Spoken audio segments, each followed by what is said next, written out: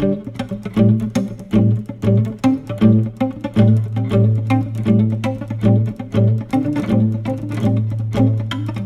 bem. 1 Timóteo capítulo 5, versículo de número 2, diz assim: as mulheres idosas trate como mães, as moças trate como irmãs, sempre com toda a pureza, com todo bom pensamento. A primeira carta de Paulo a Timóteo tem este nome porque Timóteo era pastor na cidade de Éfeso, na Ásia Menor, e esta carta é endereçada a ele. Daí vem este nome, Carta de Paulo a Timóteo. O autor da primeira carta e também da segunda carta é o apóstolo São Paulo. E Paulo tinha Timóteo como seu filho. Filho primeiro numa afetividade. Filho em segundo lugar na fé. E Paulo também tinha Timóteo como seu filho no ministério. Inclusive foi o apóstolo São Paulo quem colocou Timóteo como pastor da igreja de Éfeso. E Paulo vai deixar na própria carta isso muito claro, quando no versículo de número 3 ele diz: como eu te roguei, quando parti para a Macedônia, que ficasses em Éfeso, para advertires alguns que não ensinem outra doutrina. Esta carta foi escrita por volta do ano 64, 65. Paulo fala nesse versículo 3 do capítulo 1 de 1 Timóteo, ele fala que ele foi para a Macedônia, e quando ele estava indo para a Macedônia, ele deixou Timóteo em Éfeso, pastoreando a cidade de Éfeso, e Paulo lá na Macedônia ficou sabendo de alguns problemas que a igreja de Éfeso estava atravessando, e ele então escreveu para Timóteo desde a Macedônia. É claro que a Macedônia era uma província romana muito importante, composta por muitas cidades, das quais 3 se destacam: a cidade de Neápolis, que era portuária, a cidade de Tessalônica e a cidade de Filipos. Então Paulo devia estar numa destas 3 cidades, quando ele toma conhecimento de alguns problemas que se passavam na igreja de Éfeso, e como a igreja de Éfeso desenvolvia um papel de centralidade, de sede, quanto à Ásia Menor, mesmo e já nesse tempo, Paulo vai escrever para Timóteo. E ele vai tratar sobre assuntos pastorais. Ele vai ser um pastor. Primeiro, no aspecto de que ele vai trazer ali, como um pastor mais experiente, palavras pastorais e pessoais para o próprio Timóteo. Eu acho muito interessante o caráter de pessoalidade, de exclusividade que tem na carta de Paulo a Timóteo. É muito pessoal. É tão pessoal que é como se Timóteo estivesse no divã com Paulo. Timóteo assentado e Paulo dando ali aconselhamentos, orientações pastorais para ele. Mas esta carta também ela é pastoral, porque Paulo vai aproveitar para tratar os problemas da igreja, orientando e discipulando o seu pupilo. E depois, essa carta é pastoral porque ela traz regramentos de como nós, obreiros, sejam os cooperadores, sejam os diáconos, sejam os presbíteros, sejam os evangelistas, sejam pastores que não estão dirigindo igreja, ou aqueles que estão à frente do rebanho, ou qualquer outro que exerça uma liderança eclesiástica. Paulo vai tratar aqui como que eles devem proceder. E dentre as muitas coisas que Paulo vai falar, ele vai falar sobre as mulheres. E aí, quando ele vai tratar sobre as mulheres, ele vai deixar praticamente um capítulo aqui para falar de família. E quando ele vai falar de família, ele vai falar de mulheres. E Paulo vai falar de mulheres a respeito da forma como Timóteo, como pastor da igreja, a respeito da forma como o corpo de obreiros, a respeito da forma como os homens, em geral, devem lidar com as mulheres. E aí Paulo vai dizer aqui, em 1 Timóteo 5:2, tratem as mulheres. E aí ele vai falar das mulheres idosas, e ele vai dizer, olha, quanto às mulheres idosas, vocês devem tratá-las como vocês tratam as mães de vocês. Então vocês devem tratar com esta docilidade, com essa amabilidade, vocês devem tratar com essa reverência, com esse respeito, como vocês tratam a mãe de vocês. E as mulheres mais novas, Paulo vai falar que devem ser tratadas como irmãs. Paulo está aqui pensando nas irmãs consanguíneas, nas irmãs biológicas, porque deduz-se que se tem laço sanguíneo, o amor é maior. Então trate como vocês tratam as irmãs. E depois ele vai dizer, olha, sejam as irmãs mais idosas, sejam as mais novas, ou qualquer outra mulher, vocês devem tratar sempre com pureza.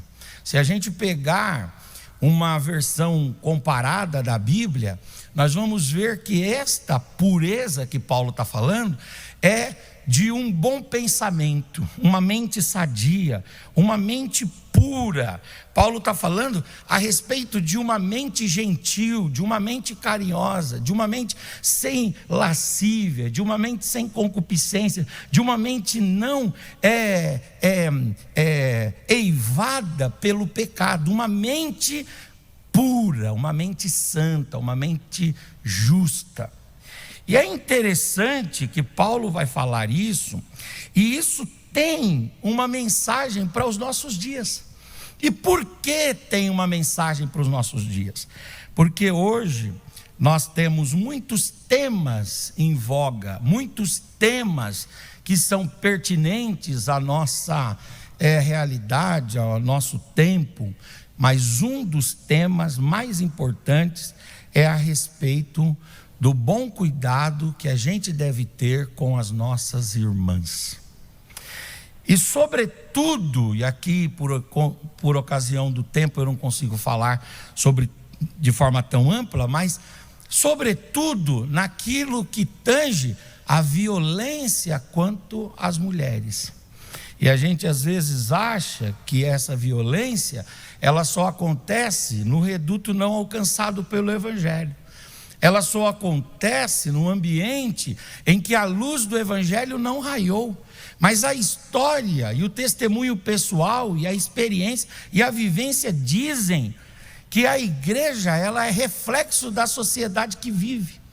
Logo, ainda que em menor proporção, ainda que de forma sempre comedida, mas na igreja também às vezes acontecem comportamentos quanto às mulheres que copiam o mundo. E aí Paulo vai falar aqui a forma, as mulheres mais idosas tratem como vocês tratam a mãe de vocês, e as mulheres mais novas tratem como vocês tratam as irmãs de vocês, e ambas ou todas devem ser sempre tratadas com toda pureza, com toda inocência, com toda amabilidade, com todo carinho, com todo respeito. Esse nosso tempo, ele é um tempo de violência, e ele é um tempo de violência sobretudo contra as mulheres. As mulheres sofrem a violência física. Essa violência que inclui agressões físicas, socos, chutes, estrangulamentos, pontapés, que podem deixar lesões físicas gravíssimas. As mulheres sofrem a violência psicológica, essa violência que compreende ameaças, humilhações, controle emocional, isolamento, que afeta a saúde mental, moral, emocional da mulher. A mulher sofre a violência sexual, que inclui o estupro, a coerção sexual, o abuso sexual, a violação do consentimento das vítimas. É algo que deve ser anunciado e ser falado a respeito desta verdade, deste fato que nós podemos testemunhar e que é lamentável. As mulheres sofrem violência econômica. Sim, o abuso econômico no aspecto de controle financeiro, impedindo o acesso a recursos, impedindo a independência financeira, às vezes impedindo de trabalhar, e quando trabalham, impede de ter o acesso a todos os recursos que ganha. A mulher também, ela sofre violência doméstica. A violência doméstica, ela acontece em relacionamentos íntimos, onde sempre há abusos físicos, psicológicos, sexuais, seja por parceiros ou por algum outro membro da família. E isso é uma realidade. É só a gente ligar a televisão, é só ligar o rádio, é só abrir a internet, é só parar para conversar com os vizinhos, é só parar no trem, no ônibus, no metrô. Se parar aqui na rua da igreja, você vai ver a realidade desta violência. A violência online, através da disseminação de informações difamatórias, assédios na internet, prejudicando a segurança, prejudicando a privacidade, prejudicando a imagem, prejudicando a liberdade online que a mulher tem. Ainda, a mulher vai sofrer a violência institucional, que refere-se a limitações e a discriminações e manutenções de desigualdades de gênero nas instituições. E esta violência, ela vai abarcar instituições muito nobres, como hospitais, escolas, ambientes de trabalhos, faculdades e às vezes até o ambiente da igreja. Recentemente, o nosso vice-presidente do Ministério do Belém e presidente da nossa Convenção Geral das Assembleias de Deus publicou uma nota de repúdio a uma fala que, ainda que não foi mal intencionada, mas não caiu bem, e aquela fala gerou uma repercussão muito grande, demonstrou essa segregação, essa marginalização e essa violência institucional. E nós, irmãos, somos profetas de Deus. E a profecia que está na nossa boca não é só a profecia de que tudo vai dar certo na vida. Não é só a profecia de que Deus vai dar carro, casa, chave, dinheiro e sucesso. Mas nós somos uma igreja profética, uma geração profética, quando nós não nos alinhamos e também não nos acovardamos diante de todas as expressões do mal e erguemos a nossa voz, e erguemos a nossa fala, uma fala profética transformadora. O Senhor muda realidades através da fala da igreja, através do posicionamento da igreja e através da posição profética da igreja. A igreja, ela não é profética pura e simplesmente quando ela revela e pressagia eventos futuros, quando ela revela coisas que acontecem na clandestinidade, ou no sigilo, ou na privacidade. Mas a igreja é profética quando ela assume um papel de luz desta terra, de sal dessa terra, um papel realmente transformador. O ex-presidente norte-americano, que também era pastor da Igreja Batista nos Estados Unidos, e era professor da escola bíblica dominical, Jimmy Carter. Paulinho sempre fala dele, a gente sempre conversa sobre ele. E o Jimmy Carter, ele deu uma palestra no TED Internacional e ele falou sobre as causas das violências contra as mulheres, e eu achei algo muito interessante. Quais são os motivos pelos quais as mulheres sofrem violência? Existem motivos. Eu gosto muito de uma frase do Gilbert Keith Chesterton, quando o Chesterton aliás, essa não é do Chesterton, essa é do Leon Tolstói. Quando o Leon Tolstói, ele fala o seguinte, ele diz assim: as famílias felizes parecem-se todas, mas as infelizes são infelizes cada uma à sua própria maneira. Porque quando você olha uma família feliz, num domingo, num almoço, você diz, está feliz. Agora, quando você olha uma família triste, você precisa descobrir por que ela está triste. Porque cada família é solapada por uma dor. Da mesma forma, existem muitos motivos da violência contra a mulher, mas essas 3 aqui, ou 4, elas dizem muito a esse respeito. Em primeiro lugar, as mulheres sofrem violência por causa do pecado, por causa da queda. Ao pecar, a humanidade, ela entrou em colapso. Inclusive o pecado vai gerar consequências. A primeira consequência é a consequência teológica.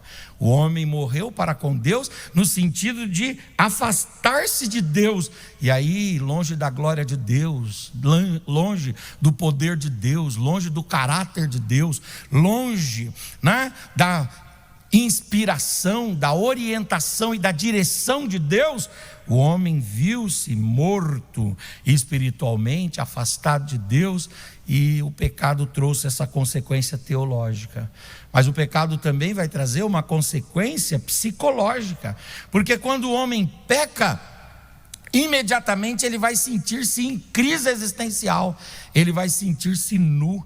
E essa sensação e esse sentimento de Adão lá no Éden ainda, quando ele não tinha sido expulso, essa sensação de nudez do Adão é a sensação de todos nós, que mesmo vestidos, sempre achamos que está faltando alguma coisa. Isso é fruto do pecado, essas crises psicológicas, essas agonias da alma, essas angústias no nosso interior.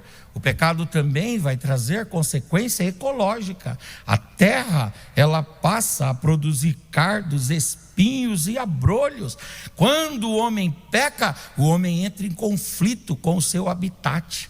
O seu habitat já não é um habitat tão adequado assim para o homem, e o homem vai precisar se esforçar para mudar o seu habitat, porque o pecado trouxe consequência ecológica. O pecado também traz consequência eterna, no sentido de haver essa promessa e essa profecia bíblica de que aqueles que viverem em pecado serão lançados no lago de fogo, sofrerão a segunda morte e sofrerão por toda a eternidade. Mas o pecado, além de todas estas consequências, ele vai trazer uma consequência sociológica.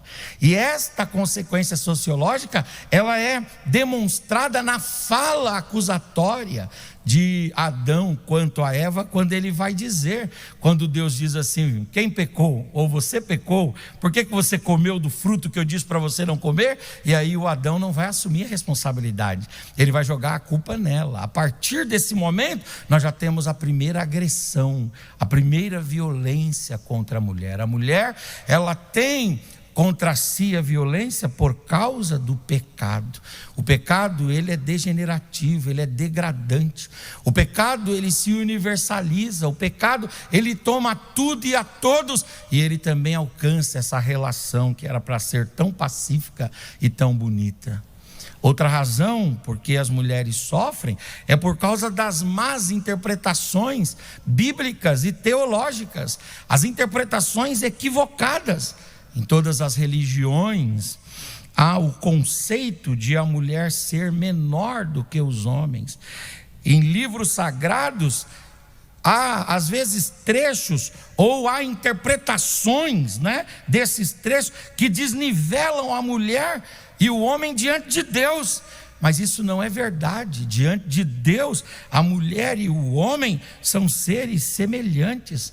A mulher foi formada por Deus, como o homem foi formado também por Deus. A mulher foi criada à imagem e semelhança de Deus, ela tem a imagem de Deus. A mulher é alvo do amor de Deus. Cristo Jesus morreu na cruz do Calvário para salvar a humanidade. A mulher, ela foi honrada por Deus em Cristo, através de Maria, através das mulheres que Cristo honrou. Aliás, as mulheres, elas foram abençoadas na igreja, e de modo que a Bíblia, ela não dá esse espaço para esse desnivelamento, mas a má interpretação teológica, a má exegese. Não é que a Bíblia desnivela, a Bíblia nos coloca em pé de igualdade diante de Deus. Homens e mulheres são pecadores, e homens e mulheres são alvos do amor de Deus, da graça de Deus e da misericórdia de Deus. Na eternidade, as mulheres estão representadas quando toda a igreja se converterá em quê? Na noiva de Cristo, na esposa de Cristo, e nós participaremos da ceia das bodas e das bodas do Senhor. Mas lamentavelmente, em nome de uma interpretação errada, em nome de uma exegese equivocada, acabam nivelando a mulher e o homem diante de Deus, mas a Bíblia não permite isso. Eu reitero que a Bíblia não permite isso. E a terceira razão é que as mulheres sofrem porque os homens de bem não fazem nada. Os homens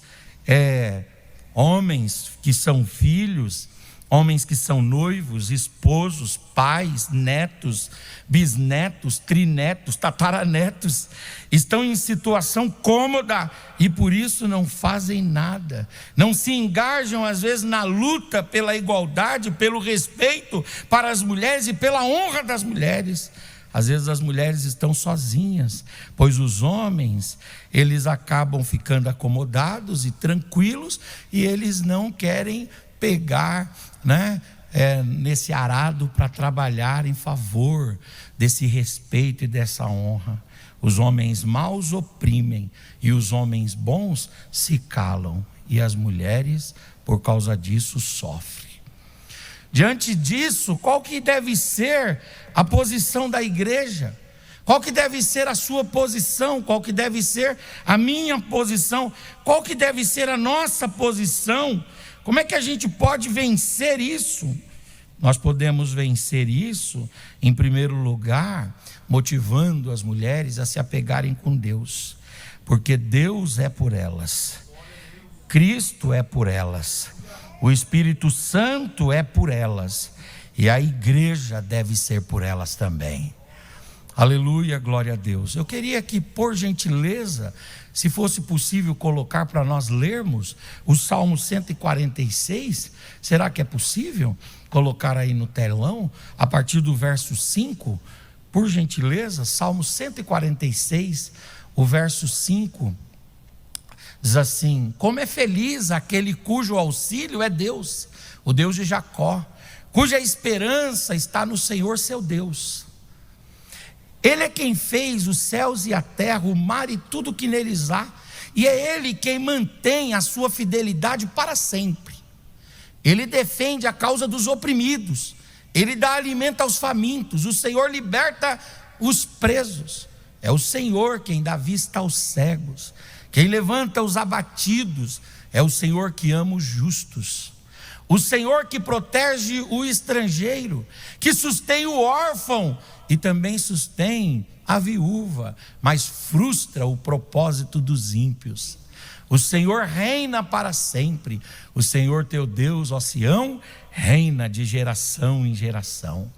O que a gente pode aconselhar? O que nós podemos fazer? Dizer às nobres irmãs, crianças, adolescentes, jovens, senhoras que estão nos ouvindo aqui: se apeguem com Deus, porque quando todas as forças conspirarem contra as mulheres, ou contra qualquer outro que estiver em agonia, em aflição, há um Deus poderoso nos céus, que é misericordioso, que é bondoso, que é gentil, que é longânimo e que visita a causa do aflito e do necessitado.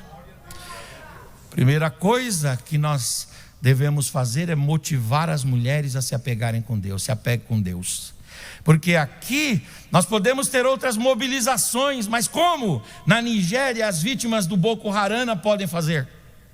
Como no Afeganistão as vítimas do Talibã podem fazer? Como que nos redutos mais pobres e mais miseráveis as mulheres podem fazer? Só existe um escape: a mão poderosa do Senhor que nos livra de todo o Egito, a mão poderosa de Deus que nos livra de toda a opressão. É a mão do Senhor que alcança onde a igreja não pode alcançar, onde o pastor não pode alcançar, onde o Estado não pode alcançar, onde a delegacia da mulher não pode alcançar, onde nenhuma instituição pode. A mão de Deus alcança. A mão de Deus alcança, a mão de Deus alcança. Aleluia, glória a Deus, aleluia, glória a Deus, aleluia, aleluia, glória a Deus. Se apegue com Deus. É isso que nós podemos dizer, se apegue com Deus. Segunda coisa, as mulheres precisam se unir e se mobilizarem. Precisam se unir como as mulheres se uniram com Joquebede para proteger a maternidade de Joquebede quanto a Moisés.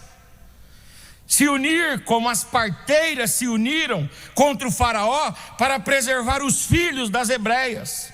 Se unir como as filhas de Zelofeade se uniram para mudar as leis e garantir direito às mulheres. Se unir como Débora e Jael se uniram por Israel, destruindo o rei Jabim e o seu general Sísera. Se unirem como as mulheres se reuniram para cantar as vitórias de Davi em face de Saul.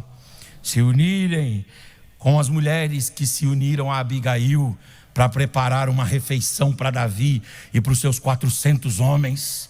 Abigail não preparou aquilo sozinho. Um grupo de mulheres se uniu a ela e aquele grupo salvou toda aquela casa. As mulheres precisam se unir como aquela esforçada Rispa. As mulheres precisam se unir como as mulheres que jejuaram e oraram com Esther pela preservação de Israel. Aleluia, aleluia, lá no Hanukkah. A festa judaica do Hanukkah celebra Deus pela preservação, mas celebra também pela judia Esther. Mas não só por ela, muitas vozes femininas foram ouvidas nos céus naquele período. Muitos jejuns chegaram diante de Deus. Eram as heroínas anônimas, mas que eram assistidas por Deus. As mulheres precisam se unir. Se unir como Maria, que se uniu com Isabel nas montanhas para celebrar a chegada do Filho de Deus.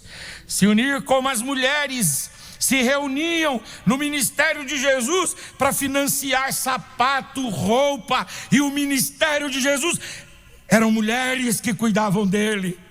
Ele não era cuidado apenas pelas ofertas, ele não era cuidado lá pelo palácio romano, ele não era cuidado pelos levitas, ele era cuidado por um grupo de mulheres que arrancavam dos seus próprios bolsos para investir no ministério de Jesus e cuidar do nosso Senhor.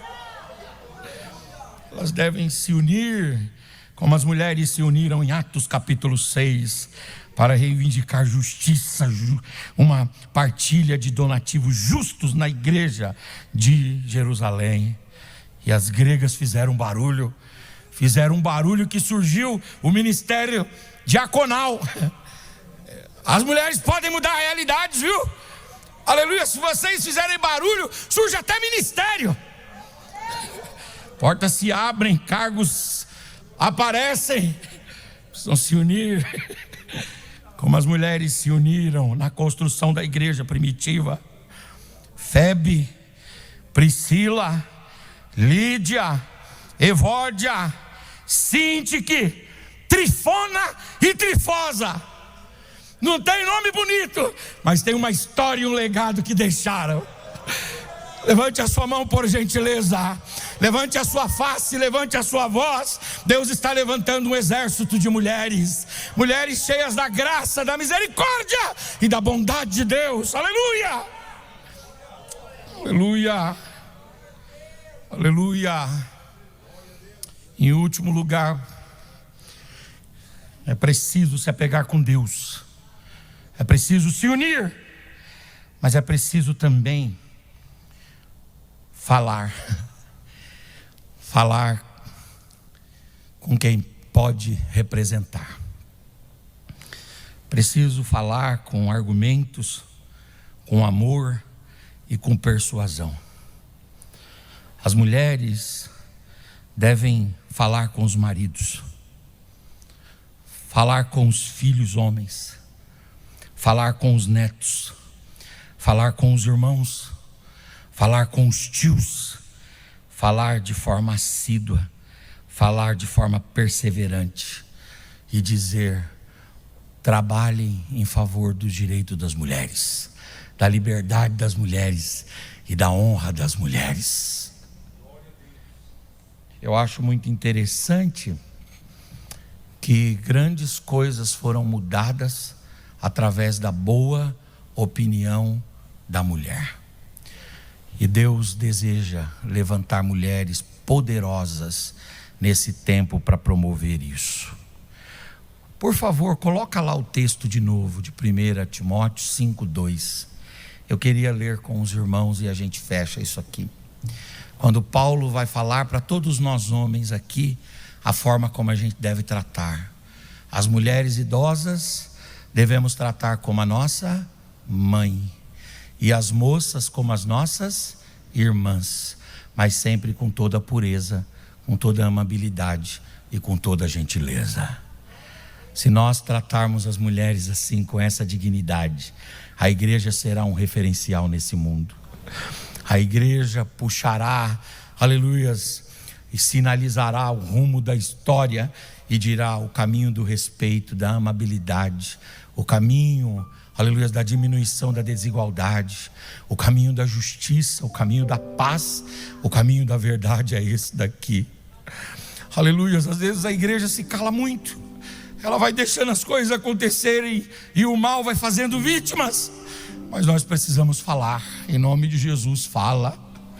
Aleluia. O meu pai teve 18 filhos. Eu sou de uma família de 18 irmãos. A Madalena é uma irmã. Eu sou o 14º. Eu não sei que número que a Madalena é, mas somos 18 irmãos. Deus levou 3, ficamos em 15 vivos. Aleluia. Lá em casa nós temos 8 homens e 7 mulheres. E o meu pai, um homem, não teve oportunidade de estudar, de ter uma boa formação, mas um homem que aprendeu com a realidade da vida. E sabe o que meu pai sempre fez? Cortou a gente na cinta quando a gente desrespeitava as irmãs. Tudo bem que ele não usou um meio dos mais adequados, mas foi o jeito dele que ele encontrou. Mas ele transmitiu o recado. Sabe qual é o recado? Respeita a sua irmã, respeita a sua mãe. Se você respeitar a sua mãe e sua irmã aqui, você vai respeitar lá fora. Você vai respeitar no trabalho, você vai respeitar na escola, você vai respeitar na igreja. Você vai entender de fato e de verdade como irmã no Senhor, com toda a pureza. Que Deus forme aqui um exército de mulheres poderosas, em nome de Jesus.